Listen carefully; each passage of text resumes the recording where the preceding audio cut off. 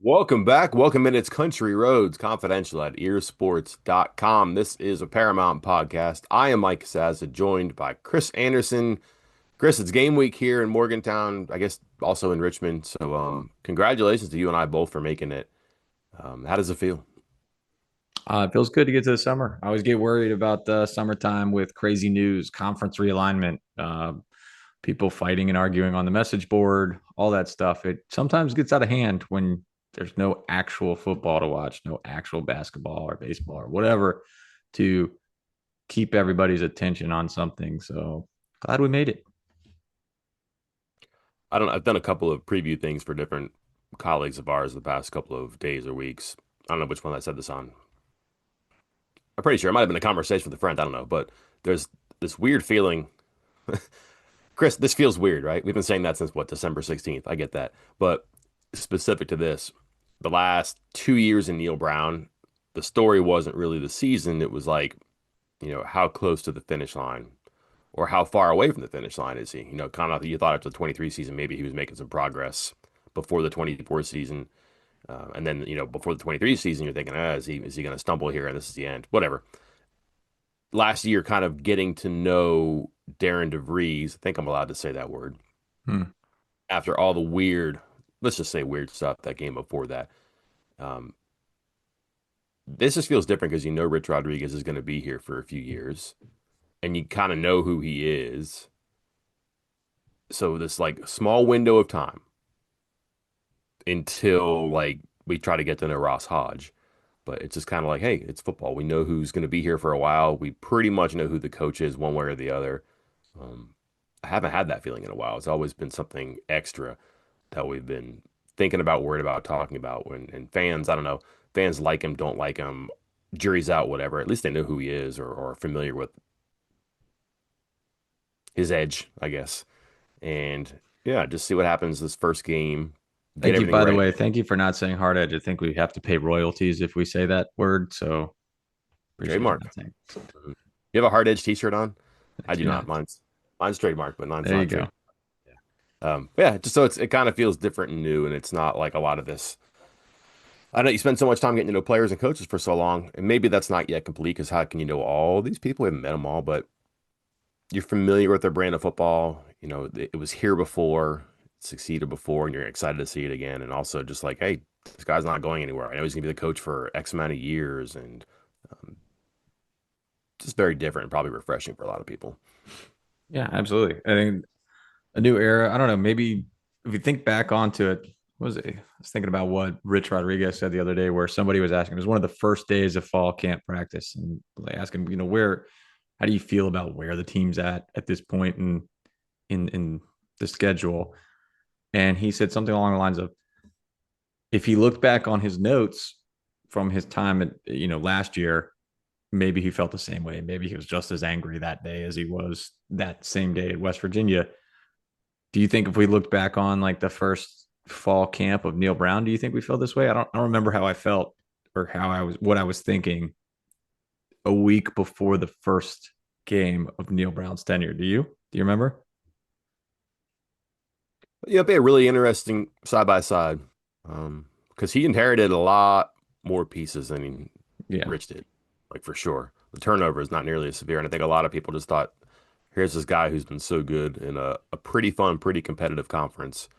You're giving him all these ingredients, let him cook and see what happens. Not the same here. I would Mm. probably think that if we go back and we look at, maybe not what you and I wrote, but maybe like what the boards were saying, what people online were saying, Twitter message boards. Um, I would say they were more optimistic about. Because wasn't Austin Kendall like, I was like, oh my God, we got this amazing quarterback, all these players back. This is it. This coach who's won 10 games every single year. Yeah, I think I agree with you. I think it was more optimistic at the time. They were collecting quarterbacks back then too. Don't forget. Yeah. Daggy coming in like 3 months after that big acquisition, also. Weren't exactly sure how he was going to be eligible, how many years of eligibility he was going to have. Surprise, surprise. I think that yeah, that'd be an interesting. I would almost guarantee the mood was better and brighter and more immediate success was expected. I wonder how quickly things turn though. Like I mean, they got a really bad showing in what, week 2 against Missouri, I think. Was Yeah, that that it? was, I think they lost by like 30, right? Yeah. And just that wasn't a great Missouri team. You know who the head coach was, right? No. Barry Odom, right? Oh. Hot commodity. We knew right then, right? Um, Hmm. a future West Virginia coach, Barry Odom. Um, yeah, but yeah, I would say that for sure, and then probably for good reason too. Like West Virginia was not without talent, but also was not without questions, and pretty early exposed. The question here is West Virginia week 2 road game this year. If that goes poorly, this is all going to change, and the conversation become very different very quickly. Well, it's funny in the week one game was JMU, and Mhm. that was a close one, 20-13. And it was like, oh my God, almost lost to JMU, Mhm. an FCS team, who then won 14 straight games to make it to the FCS championship and would later transition to FBS and is a pretty darn what undefeated in a shortened season in COVID, FCS championship semifinals finalist and so on, and then what up to FBS and contender ish, sort of Pretty good. for like almost making it to if there were a spot for them because I think in 2023 they were 11-1, but I don't think they were eligible for the playoff. Like if there was even a spot for them then, because that was their first year, but still, like maybe that one wasn't as bad as it seemed at the time. They did not win the title in 2019. They lost to Right. probably NDSU, right? Yeah. Hmm. Matt Entz, new Fresno State coach, Matt Entz. I'm trying to think of those years in my head. Done too many hot boards, Chris. I know all these head coaching bios way too well at this point. So yeah, I remember that one pretty well. Well, do you remember some of the conversations that happened on Friday with Ren Baker? You were involved. You almost ruined his day, or he was worried Tried, you didn't were. I? He was worried you were going to. How many mics are in that room? Well, it was funny because for those who don't know, I can't hear the questions, or at least some of the question that's being asked. I can hear the answers, and so I just hear like, "Oh, Mike, you're gonna ruin my day," and I'm like, "Oh, please be our Mike, please be Mike, please be ours." It is, of course, it is. Welcome. Uh, Fairly good question, I thought. I mean, he had yeah, a, no, I I don't thought it was great, and he had a lot of answers for it. And you're right. I think how did you phrase it? You're like, it didn't seem rehearsed, but it seemed like he knew, like he was ready for the answer, but not rehearsed it. So yeah, like he said that it's been on his mind a lot. He worries about it. He thinks about it a lot. Like I'm not saying he was in front of the mirror doing the answers, but like it felt like he's definitely had that conversation with himself, if not with others, about the question basically was, where does this go? Where does this end? And he doesn't know. And I was wondering if he would get into, is this going to split? Do you have to worry about being on the right side of the split? And the answer is, I don't know if the answer is yes, it's going to split, but it's an everyday thought. They've got to have a seat at the table if it does happen. Like if the boat does leave the port, they got to be on it. They can't be left behind. And if they are left behind, that's a major monkey wrench in the future of their athletic department. So yeah, and again, it doesn't seem like that's coming very fast, but if you look how quickly these things happen, West Virginia's been in the Big 12 for, is this 14 years now? I I think. mean, 2012 was the first year, so yeah. I can't do the math in my head there, but something like that. But how quickly did that happen? Like they're in the conference now for a long time. You're like, all right, they got their space, but they were in the Big East, and the next thing you knew, they were like, remember they had their transition like expedited, and everybody thought they were getting shafted by the referees in all the major sports for a couple of years because it went, or like a couple of seasons because it went so fast. Um, all those TV contracts expire 2021 or 2030, 2031, 2033, 2034, 2035. There's no way people aren't circling that as saying, hey, there's a way to consolidate this pretty quickly rather than doing the song and dance to the next, generation. I really wonder if people who are in these boardrooms that we're not allowed in and make these decisions like, hey, we're just going to invite Texas and Oklahoma to the SEC with no one knowing. I wonder if they're not just in that same type of boardroom saying, 2034, what if we just had one super league and everybody else has to figure it out? That worries me, and I think that worries people like in Ren Baker's circle, conversation circle.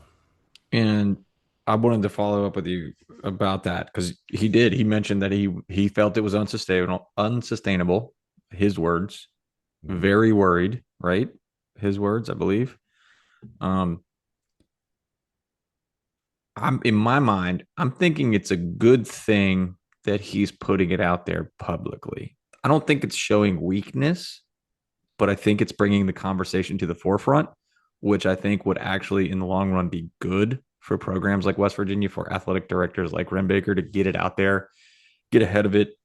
And I don't know if it's going to sway public opinion or anything like that, but I don't know. I feel like staying silent about this whole thing and trying to work things behind the scenes may not be the best angle for a team like West Virginia, a program like West Virginia. I don't know if people follow this stuff as closely as they might their football team or their football team schedule or what their opponents are doing, but the business side of it has just become such a major part of just what I do, what you do too, Chris. But like the business of college sports, it explains a lot of things that happen. For example, why might West Virginia have a hole in the schedule in a couple of years? Or actually, no, next year and the year after, which we can get into. Well, Alabama all of a sudden decides to go to the SEC. All of a sudden decides to go to 9 conference games, and that just says, okay, well, they need to hire a team to come in and take a loss, right? But why are they in that situation? Why is the SEC growing and making Alabama get rid of West Virginia? Theoretically, I'm not sure that happens. We'll see. Um, well, that's because they want to get more teams in the playoff, and that changes the strength of schedule metric. And it all just comes down to how can they get more teams and more money and continue to throw cash in the furnace and power their dominance. If people paid attention to that stuff, they saw what a familiar name, Whit Babcock, athletic director, Virginia Tech, said. He had like a pretty provocative slideshow for his board of governors or board of trustees or whatever they call that body down there, and basically said like, we're at like 140 million dollars, something like that, to be like the Virginia Tech of the late 90s. We got to be at like 200 million. Well, how do you get there? Just think about that. So like all these actions and makes you really wonder and worry about that. So when you pay attention to things like that and you hear athletic directors saying that stuff out loud right now, I think those people are more trustworthy and more honest because they're open about it than a coach, excuse me, an athletic director who's saying, we'll be fine. We just gotta, do this and that. We gotta tinker with this. We gotta, find a way to get some money out of this. We gotta squeeze every stone. Things will be okay. Things are not going to be okay because okay means like, all right, it's fine. It's okay. Everything that's going on is okay. Things are not going to be okay. You've got to change it up. Okay is similar to like status quo for me. Everything's okay. Um, you can't really plan for status quo and have a seat on the boat coming up. That's just kind of the phrase I'll continue to use, the analogy I'll continue to use. So how do they make those changes? And for Baker to say, "Yep, I'm worried, but I think we're doing the good stuff. We got corporate sponsorships coming. We're throwing naming rights on this and that. We're creating revenue streams. We're getting help from campus." That's honest. He's saying, "I'm concerned. I think about it. I'm worried about it, and we're going to be okay because we're doing these things." That's different than just saying we're going to be okay. That's different than saying, "Here's the problem. We've got to get from 140 to 200 blank and not filling in those blanks." So that was kind of good to hear. I think that's what people maybe don't want to hear, but need to hear because I think a lot of people still have their college sports seasons. Their college football season is 13, 14 Saturdays in the fall. Whatever happens in the other 3 quarters of the year doesn't really affect them. They don't think about it very much. They just expect to pay their season tickets, have their seat, tailgate, pay $8 for a beer, sing country roads, go home, do that a couple times, watch them on the other Saturdays, season's over and come back next year, right? But the next time they come back, if things don't happen in that void in between, it's not going to be the same. So to get more people on board and to say, yeah, this is really serious, we got a plan, be part of it, kind of have to give him or anybody who speaks like that, you have to give him credit.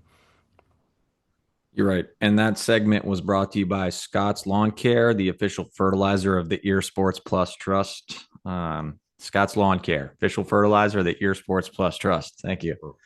Love our sponsors. Um, in case you haven't caught on yet, we're doing this pod just kind of talking about the Ren Baker press conference from Friday. And Mike said, he didn't want to do it on Sunday with his 3 things because it might be kind of stale. He also got to speaking of promos, try out a new bit. What was the official title? Things we Oh, weren't gosh. expecting. Some things we weren't expecting. Yeah, that's not me. That was DKWVU on our board. I'm just trying to find Like something to do because first post too, not his first post, but the first reply to your thread. It was like, well, close it, shut it down, done. I just did it made me so mad because I like to think I'm sharp and I can think of ideas that are new. We always add something new or take something out or whatever. And then the some things we weren't expecting, just If you know, you know. I'm not going to get into it. Um, is hilarious, but it also is great for a review because we spend so much time talking about the games to anticipate what can happen. And inevitably, what do we talk about afterwards? How did this happen? Why did this happen? We didn't see this coming. Who's this guy? That's the stuff that really does make the games more interesting. You can actually talk about the day after. Um, Perfect. So that'll be on Sundays now. And yeah, bump three things to Mondays because um, we don't have football on Mondays anymore. We got it on Tuesdays. That's the big monkey wrench in our weekly schedule. Rich is a Tuesday guy. Um, but yeah, so now we are talking about Ren Baker a day after Mike said it might be stale, but that was because some of the topics that Ren Baker discussed, he kind of implied that an answer was coming in the near future. The Alabama West Virginia series and its future, said he hoped to have that. I believe the phrase was, hammered down in the next few days. So far, as of this recording on Monday morning, nothing. Um, yeah, that's only been what 72 hours and over the weekend, so not saying anything about that, but keeping an eye on it. The Jamori Robinson situation, said that they were moving forward, had lawyers with it. Nothing so far, and we'll talk about that. So we're going to touch on a few of these topics that he brought up, our thoughts on it, what the latest is, and what might change. Mike, where do you want to go? You want to go Robinson? You want to go Alabama? You want to go international Hmm. game? Where do you want to go? I want to put a bow on what we just started though, because that question I asked, not because it was my question, but the response kind of went in a different direction, but Oh it yeah. was still good. But the question was, do you think that you're gonna, I mean, the sports will arrive at this intersection and schools are gonna say, I don't want to be a part of this anymore? Because that's how it happens. And you're starting to see this. Like again, if you tell a board of directors we got to come up with an extra 60 to 80 million dollars a year just to run sports, there are going to be schools, academic, institutions that are like, that's not, no. Why are we throwing $200 million dollars into sports when we're not going to win a national championship? We're not. Like, look at Stanford. They're not going to win a national championship. And they have one of the best athletic departments in the country. They produce Olympians in addition to all their academic exploits. And if you're taking $200 million dollars out of the pot just to, or I guess football would be funded as for whatever it is, but like if you're spending all this money and it could go toward your athletic department in general. If you're Boston College, if you are Vanderbilt, if you are, you can go into major power programs and see those conversations happening. And I just wonder if there's a point where there's a consolidation where schools say, we're not doing this anymore. This isn't worth anymore. You can create your own thing. We'll create our own thing. I personally think that's when it happens. That's why I think that the TV contracts are so good, are such a good um, lighthouse here. You see it coming, and you kind of have to worry about that in the horizon. And then to hear Baker's answer didn't really go that far because he doesn't know, but just saying we're prepared. But yeah, I'm worried about it. So finish that. Then I think people probably really want to talk mostly about Jamori Robinson, not included Ren Baker. If you believe it or not, he said he didn't know if the players were practicing on Friday. Um, I will tell you that they scrimmaged on Saturday, and Jeffrey Weimer, Ty Edwards, Justin Harrington, Friday, all participated in the scrimmage, however they could. And Jamori Robinson was nowhere to be found. And then at the fan day, same thing. Three guys were there. Jamori Robinson was not. They practiced yesterday, Chris. I did not know that. They usually have Sundays off here, but again, new coach, new schedule. I did not get a chance to put on my camouflage and crawl into the shrubbery around the stadium and figure out who was there and who wasn't. So I don't know, and I didn't hear from anybody about that, but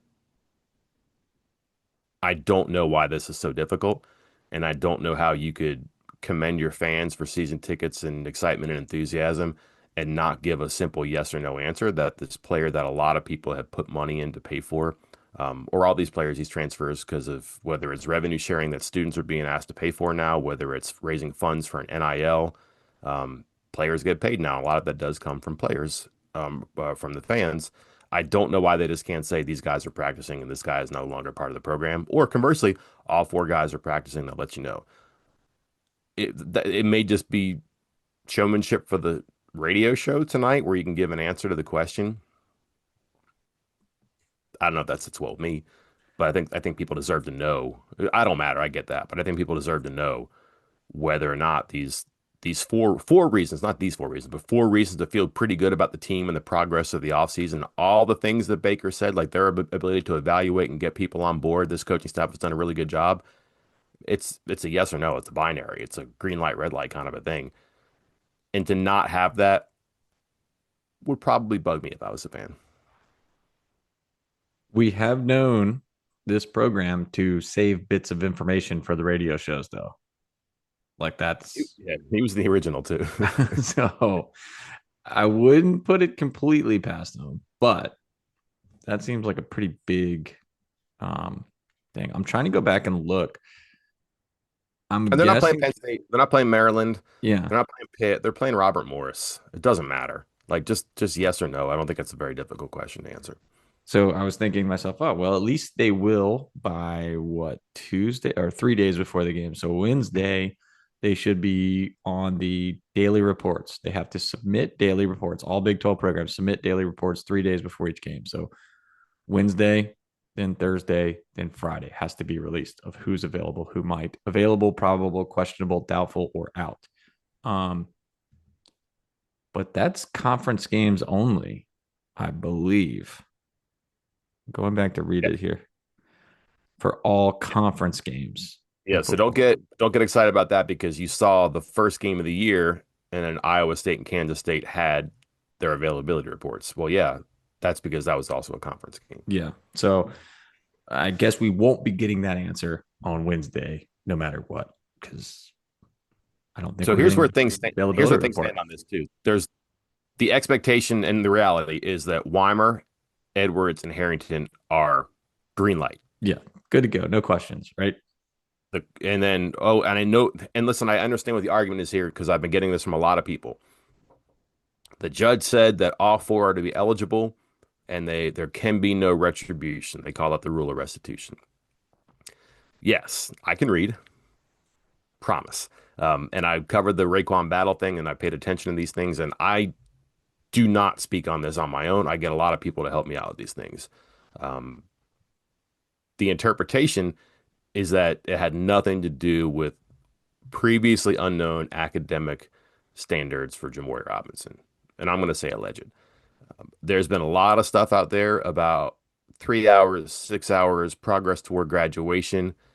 I don't know anybody who's told me like what the deal is there. People are putting that out there factually that he needed to do this instead of this. If you're taking that out of one sentence from a lawyer in a hearing designed for something else completely, I would proceed with caution there because that was not the purpose of the hearing, which is an important fact here. Because if the judge is just ruling on, let's just call it the 5 year rule, that was the reason that they were in the courtroom. If the judge is ruling on the 5 year rule and he says you're eligible and there is no rule of restitution, period. That does not mean that you are protected from an academic ineligibility. And a lot of people say the judge is very clear. Well, if the judge is very clear, why does West Virginia, a week out now, have its general counsel, compliance officer trying to get that clarity? It's not clear. Now, he could be eligible and he was just gone Saturday for some other reason. Excuse me, Friday for some other reason. I don't know yet. Again, this is not hard to get answers to this, except it's hard to get answers to this. But Friday, Baker said, integrity matters. We're not going to put a player out there if there's a question as to whether or not he's eligible. I'm paraphrasing here. He did not say that they were practicing. He said he didn't know that they were practicing. He said that they were going to do everything they can to make sure the players are safe. Three of those guys, there is no question. There's no question. They don't have a secondary matter like an academic eligibility concern. They have one matter, and they were cleared by a judge for all three. Um, that just leaves one person and one matter. There's a frustration. Oh, the judge is very clear. That's your interpretation, which doesn't matter here. No offense to you. The university is trying to figure out or was trying to figure out, again, not my words, not sources, not capital P people, but the athletic director saying our general counsel, our compliance people are dialed into the Big 12. They may ask, they probably should ask the NCAA. We'll get to the bottom of this, but don't know. Trying to get clarity. That's where it was at as of Friday. That's why Friday was notable that Robinson wasn't participating, and whether or not he was at the fan day thing is maybe trivial, but other three guys practice because they don't have the concern that apparently is still tagged to Jamori Robinson. We are recording this Monday morning. The acclimation period. I mean, I don't even know if he can go through the acclimation period if he's not practicing. The other guys were going through, as you noted, like they participated as much as they could to that point. But Mhm. if Robinson's not even practicing yet, not doing anything, he still has 3 days before he can even put on pads. Mhm. And we are 5 days away from a game. So it's also Robert And Morris. play. So I don't know if they're going to be rushing to like get him ready for that. Yeah, you'd have to have a 5 day period. So 2 days in shorts or just helmets, I guess they call it. 2 days in shoulders, like spider pads, and then you can go full pads in the fifth day. If and you don't practice 5 times in a week, Chris. Yeah. So um, it'd be really hard to see him on the field on Saturday. Does that matter? I would say yes, Yeah. because I don't know how much more time you need on this. This isn't one of those things where you have to really read between the lines. And I would assume that there will be, and perhaps dangerously, there will be some sort of a resolution of this and probably final this week. It'd be stupid to go on any longer if you're whether you're plaintiff or defendant on this, or even the judge who could probably help matters out. But it's a big part of the plan. And if he doesn't play this week, I don't know how that goes. Maybe there's like there are ways you could be academically ineligible for an X amount of games too. That's happened before. So perhaps there's I'm being speculative here, which feels irresponsible. I don't want to be, but you've seen players before have to miss, 3 games for some reason or another for grades or purposes like that. You could have something like that. I just don't know yet. Like I never expected Chance Moore to get a 5 game ban because he played 5 games his freshman year at Arkansas. Um, Sometimes you get creative rulings on this, and I just no one I've communicated with has had the facts or has shared the facts that really add clarity to this. And it again, my frustration and should be everybody else's frustration. It's not hard to say he is practicing or he isn't eligible. That's all. And I think people deserve that. All right. Moving on to let's talk West Virginia, Alabama. That was the other one. He said, hope to have this hammered down in the next few days because they do not like to, I believe the word was unstable, have unstable non-conference schedules. Also, during that conversation, he made it very clear one Power Four game per year is ideal for him. One Um, exception when they play what is it, Alabama and Virginia. yeah, in 2026. Yeah, the reason that they took that Virginia game was because they knew back then that Alabama game may go away. Yeah. So that's where we're at right now. Again, the reason this is coming up is that the SEC has changed their plan that they will play 9 conference games moving forward instead of 8, which means Alabama would be playing an extra Power Four opponent, an extra SEC opponent, which makes things tougher. Maybe they initiate conversations with West Virginia, and West Virginia can go the other way. Where this gets difficult, 2026 you got if you remove Alabama, you got UT Martin, you have Virginia in a um, neutral site game. That seems pretty easy. While closer, that seems pretty easy to fill in. You just grab a small school, pay them a few bucks, season opener, 9-5. That's the September 5th. That's week one. Boom, boom, boom. 2027 gets a little more complicated. And I say that because right now it's at Alabama versus VMI versus Ohio. It's going to be if their goal is to get a P4 team. So they're either taking the Indiana route and going out and getting a small school and just hoping to cruise through non-conference in 2027, or they have to go out and find a P4 school for week one 2 years from now, which is not that easy. Most teams have already locked down their schedules by this point. And even those that haven't, you've already lost some of those people because, like, they're the SEC. They've already just added a ninth game. So they're not going to want to add you either. So your pool of potential opponents is getting smaller as well. Mike, what do you think is the most likely situation here for West or solution for West Virginia here? Um, ooh. Do you know who doesn't have a week one game in 27, Chris, and would be Oh, happy to come on the road and play it? are you going to say Marshall? I am going to say Marshall because that guy will do it. He will not bark and then run. He'll do it. Like he's talked a lot and he'll do it. He'll come here and play that game. And then you're right. 20 next year, just get a group of 5. That was I mean, we said this when it happened. The reason, and I just said it before, it's a neutral site game, and Mr. Data, Ren Baker, as he made very clear, did not think that going to ECU was very different than playing a neutral site game against Virginia. But also, we said this, and no one ever disagreed with us on this, so that's probably a pretty good point. They knew the Alabama game may go away, and if it goes away, just get another home game. Like you got a Power Five on there in Virginia, just get one. Um, I think that I think it's likely that Alabama is going to get out of the West Virginia series in 26, 27. I think that there are going to be moves related to the SEC descheduling other teams. For example, Louisville, if they get descheduled, would have a compatible opening in 26 and 27. I think West Virginia would be interested in playing a regional game like that. And then you don't have to worry about switching things up or imbalancing your schedule because the year that West Virginia would play host to Alabama is the year that Louisville would have, I forget who they were going to go to. LSU? I I'll can't look it remember. up real quick. Go ahead. Yeah. So the year they would be going to that team that they're no longer scheduled to play in the SEC, they can come to Morgantown. And the year that West Virginia was supposed to go to Alabama was the year that Louisville was supposed to be the host. They could go there. I think that Miami is another one too.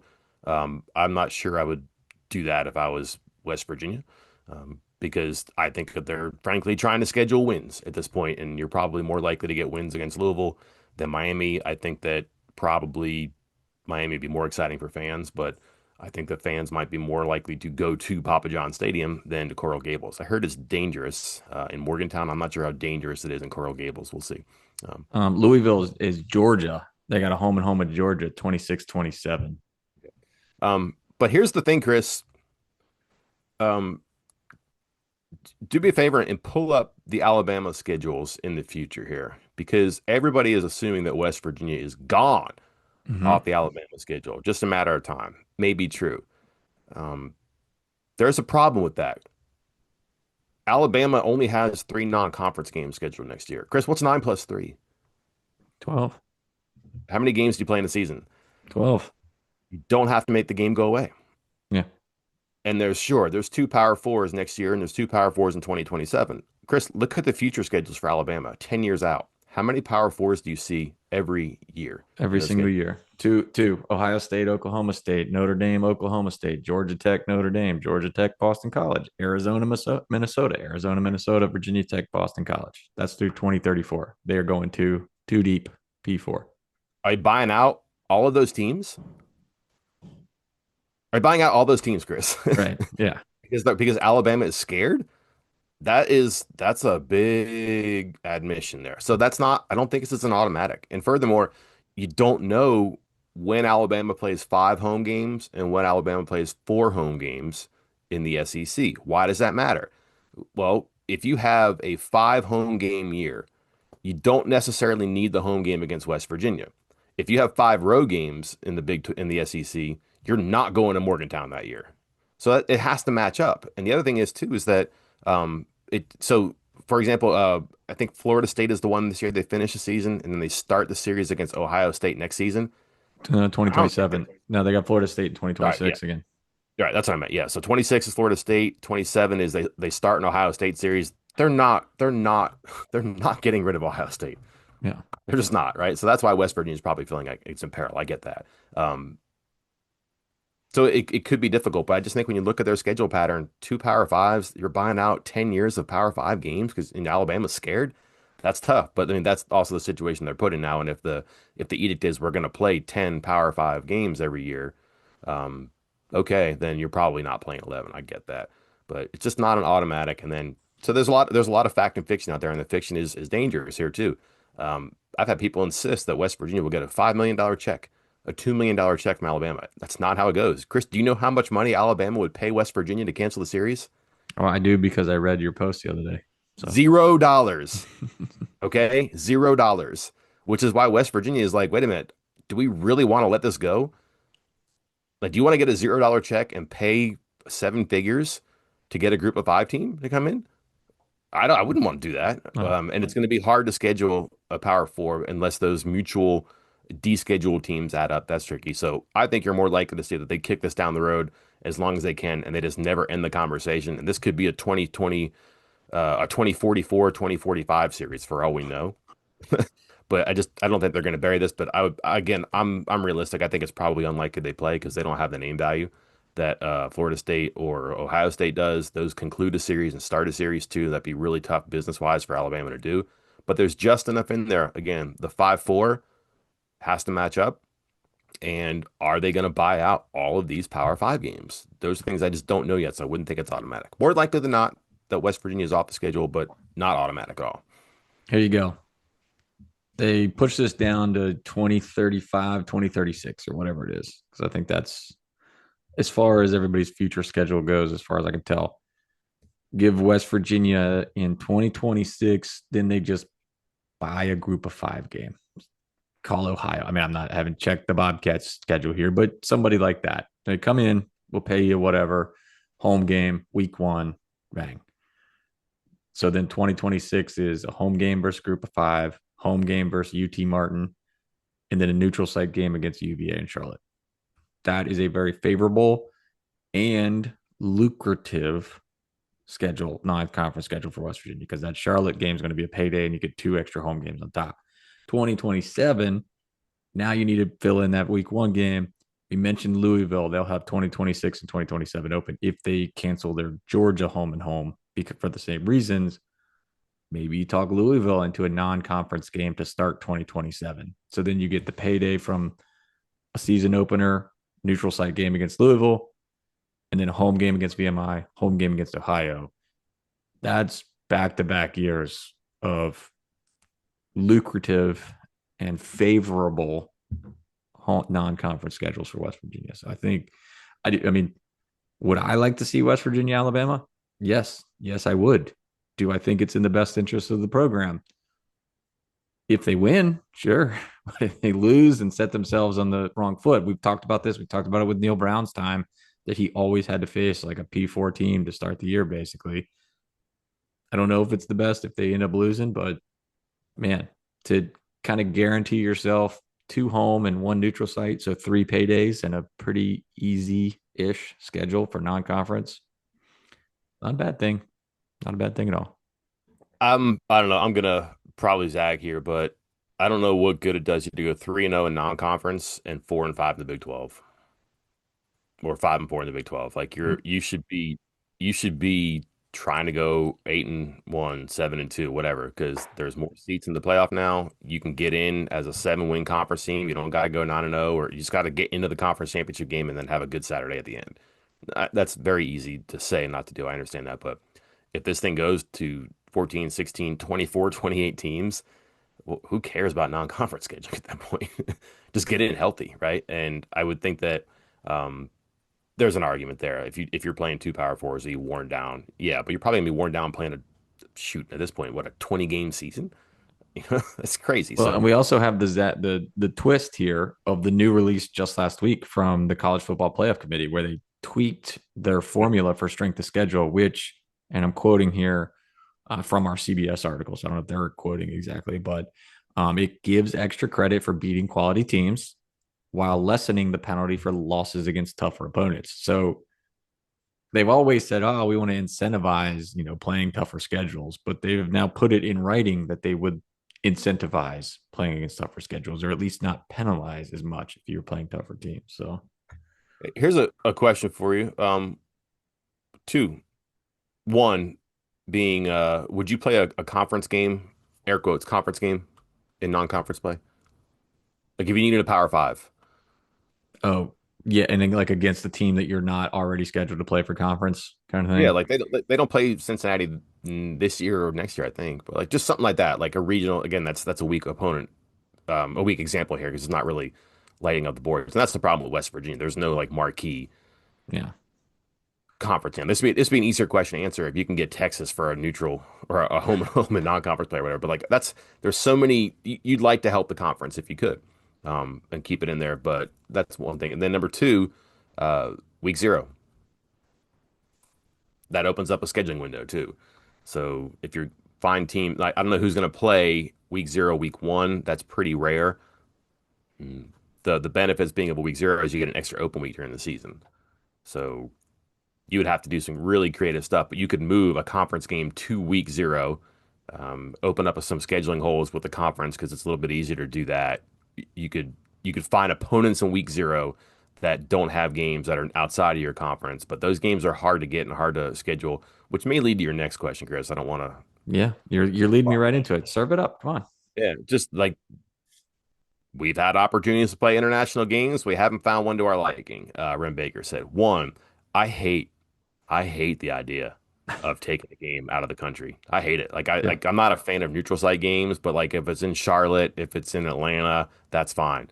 Um, I just don't want to hear schools cry poverty and ask for a lot of help and this and that when they're outsourcing everything to go play a game in Ireland, to go play a game in Mexico City. That's just not for me. That may be very traditional, but like, what do you really gain playing that game in Ireland that you couldn't gain by playing that game in Arlington, Texas? That's tough for me. And if you're outsourcing it on a year that you only have, if that leaves you with 6 home games, just you really have to explain that to your fans. So you want to take a wild and dangerous, irresponsible guess at who the opponent is and where they played? Because we haven't gotten anybody, any P, capital P people to tell us. You want to take a guess? Like a totally I, irresponsible. Let's just do it. I wouldn't be surprised if it was a Big 12 game Mhm. in Europe, maybe Germany, maybe Ireland. I'm not sure, but like I'm pretty sure just from what I heard and from what I know about these things, it was a conference game. There's major reservations about playing a conference game early in the season. Yeah. West Virginia's done that before. West Virginia's played weeks. I think week one is a conference game in Big East for sure. I'm not sure about the Big 12. But they played Oklahoma in week two a couple years ago and hated Yeah. it. I Hated was the gonna idea of say it. Oklahoma was week 2 years in a row or something like that. When The that was Paul like Malarkey one of game, those games that was like Norman. Yeah, it was in Norman. The score was like 16 16-13. stuff. Yeah, it was bad. But Terrible. like they hated the game. They hated it. And just it's you don't want to play those games early on. And I can see why. I mean, I would hope they don't do it. And not I mean not because I probably wouldn't be allowed to go because that bill is probably significant, right? But like it's not you're just balling up everything and throwing in the garbage at that point, I think. So that would be tough. But I'd be very confident to say it was a neutral site game overseas, and I'd be extremely confident to say that it was a Big 12 game because the Big 12 has been ambitious about that stuff. You heard the commissioner say that, they're going to play a basketball game. I think it's Baylor and Duke are playing in Europe. They're going to play baseball games in Mexico. I did ask Steve Sabins about that once, and he's just kind of like, "Shoosh, that's a lot of travel already. I'm not sure about Mexico. Does love Mexican food though, so he wouldn't be opposed to it. Yeah. A football thing is just very different. It's operationally really hard. It's hard to get it. Like you send those Mack trucks out to Lubbock, Texas, like on a Sunday for a Saturday game. I don't know how you get a team to like Ramstein Air Base for a football game or something like that. That'd be hard to do. But I think it's on the horizon. And again, just because of the revenue, would not be surprised, would not be encouraged, but would not be surprised if it happens.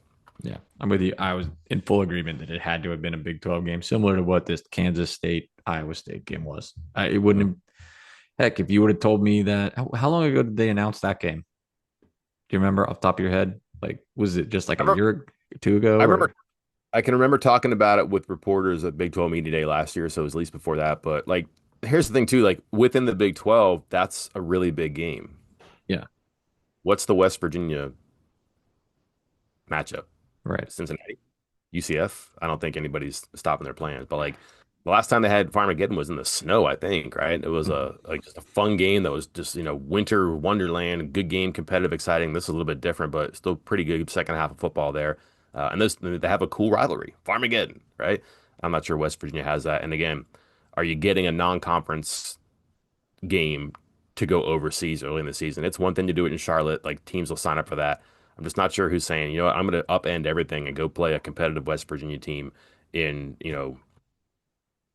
I don't know, Rome, whatever. I have a hard time believing that. All right.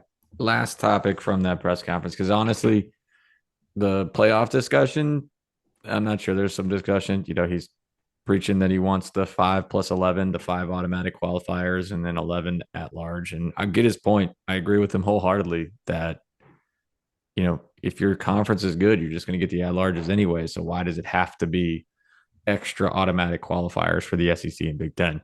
Problem is, I think that's all falling on deaf ears. Like I don't think he's in a position of power to be pushing 5 plus 11 or anybody out really outside of the SEC and Big Ten.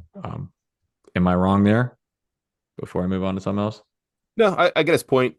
I think what the Big Ten and the SEC want is for Mm-hmm. uh, schools to capitulate to the multiple automatic qualifiers.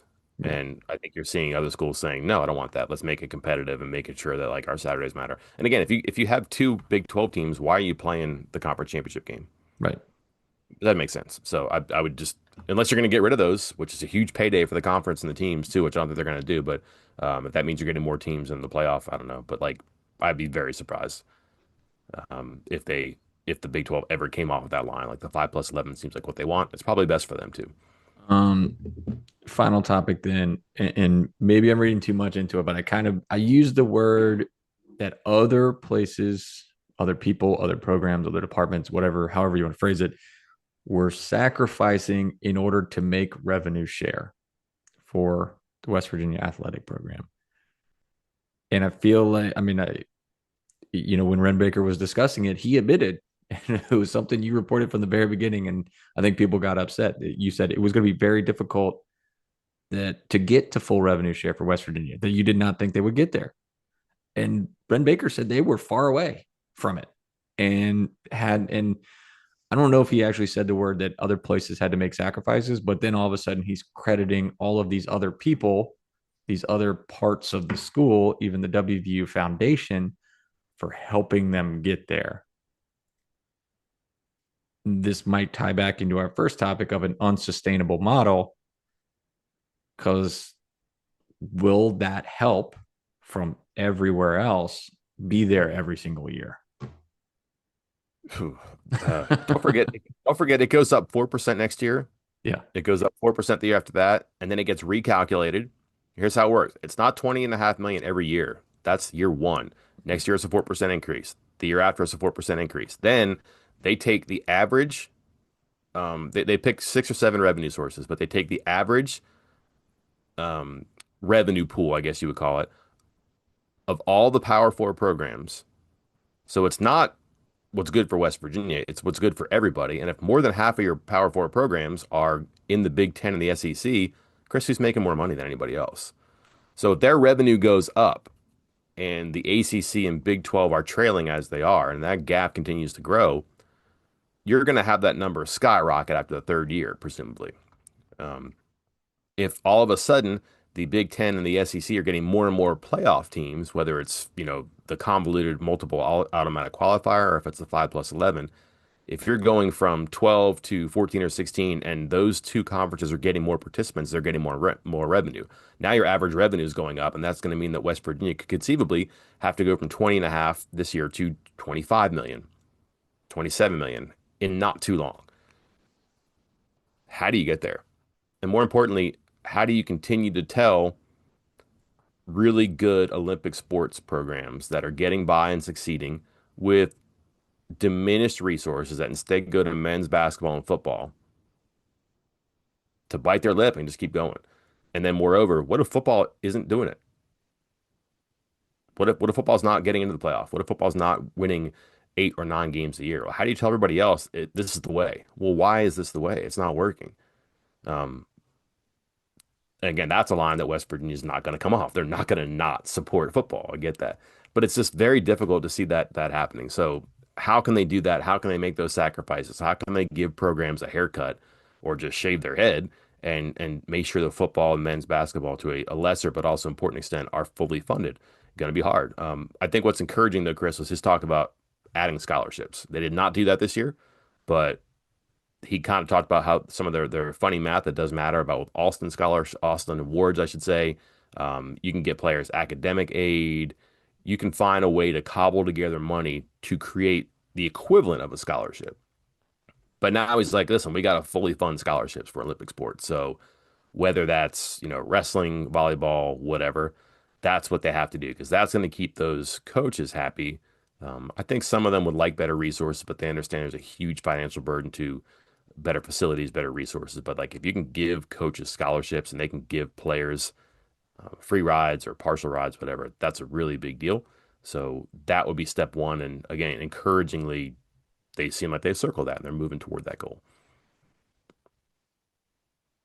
Yeah, you don't think everybody will be excited about helping fund a 4-8 football team for 4 straight years? You think that's going to go over well? Yeah, and like that's something to watch too. Like if you're a really good women's basketball program and you're at a school that's got marginal football, who's the first coach that says this sucks? Why are we doing this? Why are we flying commercial when we're winning our conference or we're winning 26 games a year when charter this, free this, everything for football for a team that hasn't been in a bowl game or hasn't won a conference championship. I'm not saying West Virginia specifically, but there's going to be examples like that out there. When does that stuff happen? Like Civil War kind of stuff. You hope it doesn't happen, but how could that not, at least internally, fester in some places? I wonder about that. Something to watch. I wonder if there's going to be kind of a domino effect here of we already saw it happen once with Kevin Willard leaving Maryland to go to Villanova, and essentially because it's like, hey, you guys keep spending money on football when I got this awesome basketball program here. They went to Sweet 16 this year. Mhm. Why not? And did he just goes to a school that, I mean, Villanova has an FCS football program, but you're not spending the money for the FCS program. So instead of that 20.5 million, like 18 of it going to the football program up at Villanova, like 18 of it goes to the men's basketball program. So I'm wondering if Yeah. like the domino effect of all of this is essentially like, is it going to create more superpowers in basketball that are focused around schools like Villanova that don't have a Power 4 football team? And you essentially have to pick, what do you want to be? And I mean, this goes back to some of the conversations you and I have had before, like schools having to make the choice of whether they want to swim in the deep end with the football programs, or do you say, you know what, we'll do FCS football and then go this other direction and have a powerhouse men's and women's basketball team and a powerhouse baseball team and go that route. I don't know. Yeah. But guess who's opted into revenue sharing though? Villanova. So they're going to share some of their money. But you're right. Villanova, Xavier, Creighton, Gonzaga. I don't even think Gonzaga has football. I don't think Creighton has football. I believe Xavier does. It's a pretty good program. Villanova does. Delaware's going. They don't really have a great basketball program, but you're right. Like, where are they going to spend their money? Like, but if they're serious about generating revenue, even those FCS schools know just the amount of money that can be made off of football, that can help. But I think you're looking at those places being priorities. The schools that don't have football, those are the ones that can make a major leap. And then just your private funding now too. Like you can, it's extremely gray about how you can give players money right now, which is why ominously Baker's just like, hey, I think federally people have to get involved. What a Hail Mary that is, right? Like Yeah. let's get the government to try to do this stuff too. That's not fixed quickly or maybe even effectively in a lot of times. So I think you're onto something there too because they can spend their money freely on the other sport. And that's NCAA. That's real money there too. Like the units you get for NCAA tournament success is significant, and those are not sometimes those are not schools in large conferences that where again like your NCAA tournament success goes into a pool for the conferences and they get distributed. So same as college football playoff. So it makes everybody in the conference better. How ambitiously are you helping everybody in your conference? I don't know, man. There's a whole lot of individualism, socialism stuff there too that schools want to probably have to keep an eye on too, like how much they're helping everybody else by helping themselves. Not a lot, but you really like to give all your success to yourself and not others. So um, careful spending, I think. You want to spend as much as you can yourself right now. All right. I think that was it from that conversation that we want to touch on here because we got other stuff coming up this week. I think we're going to take the Q&A podcast, push it to tomorrow, in podcast form or some sort of form, splitting up written podcast, 3 questions. Who knows? We'll evaluate it, but we wanted to get this podcast up first. And of course, we'll have our season preview podcast later in the week after get to hear from Rich Rodriguez. And is it, I guess it is going to be Zach Alley every single week, right? It's Rich Rodriguez and Zach Alley every single week, plus a couple players. Like players, yeah, a good selection of players in the camp. Alley's been pretty loose and informative in his discussions too. So same, but just different characters there too. I guess the big deal here is that the radio show is on a Monday. Brown was a Thursday, right? Yeah. It I was, honestly can't say I ever listened to that, but Monday's now, right? yeah. I wonder how much, I feel like you're going to reveal less on a Monday than you would on a Thursday, but I don't know. Yeah, because you don't haven't practiced yet. Yeah. Don't know. We'll see how they got in the field. Yeah. Whereas Thursday, you had this guy's going to play, this guy's out. That was I couldn't believe they were doing that, but like, hey, don't complain, right? Yeah. Good information's good information. That will All right, be it for this time, huh? plenty. Yeah, plenty on the site here. We'll try to get to the bottom of stuff. I don't know. Maybe there's an important meeting with the air sports staff and some people at the university today. I'm not sure. We'll Maybe. see. Perhaps it just comes together out of nowhere, but maybe we'll get some answers to questions that have lingered, and maybe we'll be told to wait and see like everybody else. One way to find out. Until then, I'm Mike Kazasin. And I'm Chris Anderson. We will talk to you then.